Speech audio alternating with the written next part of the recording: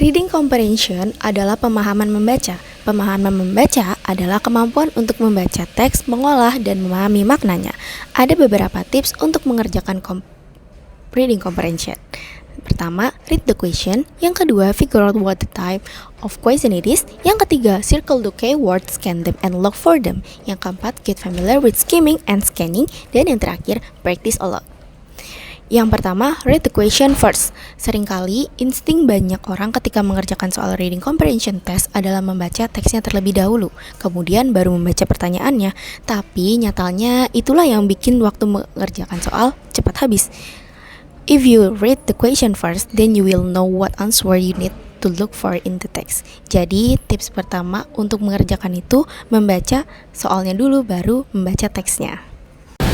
2. Figure out the type of question.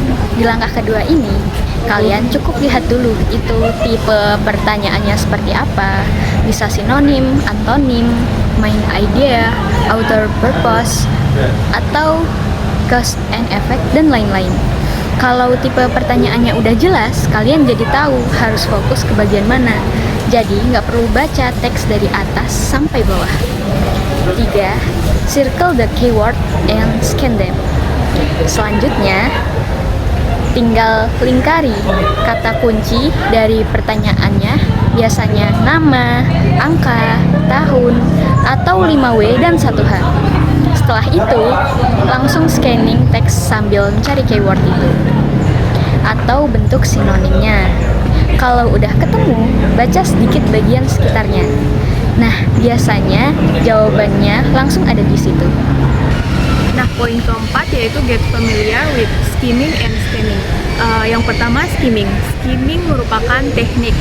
Teknik ini digunakan saat kita ingin menemukan ide utama secara keseluruhan dari sebuah buku. Dengan cara ini berarti kita tidak membaca buku satu kata demi satu kata, tapi kita menemukan bagian ke bagian yang lain, melihat pokok pikiran utama dari topik yang kita baca.